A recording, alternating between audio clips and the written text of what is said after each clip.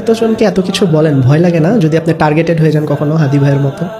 ভয় হলো একটা সংক্রামক ব্যাধি। পৃথিবীতে কি কারণে মানুষকে হলো দাস বানিয়ে রাখা হয়? মানে আমরা তো আশরাফুল মাখলুকাত, কিন্তু এই মানুষকে আবারই বলা হয়েছে বালহুম আদল, অর্থাৎ তারা চতুষ্পুত প্রাণী থেকেও আরো নিকৃষ্ট।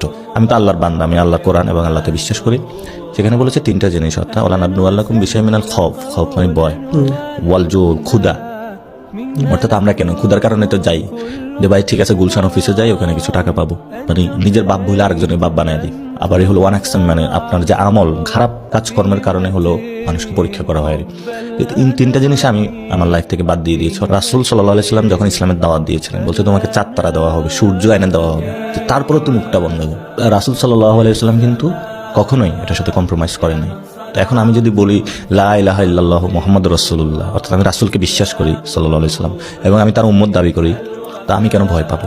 আমার একদম স্পেসিফিক, আমি আল্লাহ ছাড়া কারো ভয় পাই না।